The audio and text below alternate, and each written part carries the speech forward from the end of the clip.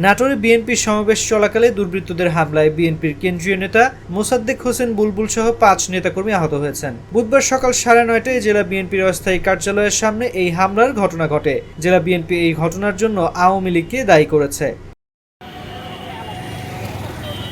জেলা বিএনপির সিনিয়র যুগ্ম আহ্বায়ক দেওয়ান শাহিন জানান, বেগম খালেদা জিয়ার মুক্তি ও সুচিকিৎসার দাবিতে দেশব্যাপী কর্মসূচির অংশ হিসেবে নাটোরেও সমাবেশের আয়োজন করা হয়। সমাবেশ চলাকালে বিএনপির কেন্দ্রীয় বন ও পরিবেশ বিষয়ক সম্পাদক ও রাজশাহী সিটি কর্পোরেশনের সাবেক মেয়র মোসাদ্দেক হোসেন বুলবুলের বক্তব্য চলার সময় আওয়ামী লীগের একদল নেতাকর্মী হামলা চালায়।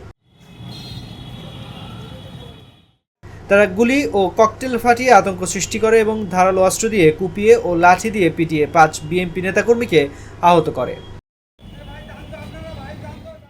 আহতরা হলেন বিএনপির কেন্দ্রীয় বন ও পরিবেশ বিষয়ক সম্পাদক ও রাজশাহী সিটি কর্পোরেশনের সাবেক মেয়র মোসাদ্দেক হোসেন বুলবুল, নাটোর জেলা বিএনপির আহ্বায়ক শহীদুল ইসলাম বাচ্চু, শহর স্বেচ্ছাসেবক দলের নেতা সাব্বির হোসেন চপ্পল, জেলা শ্রমিক দলের নেতা রফিকুল ইসলাম এবং ৫ নং ওয়ার্ড বিএনপির সাধারণ সম্পাদক হিটলু।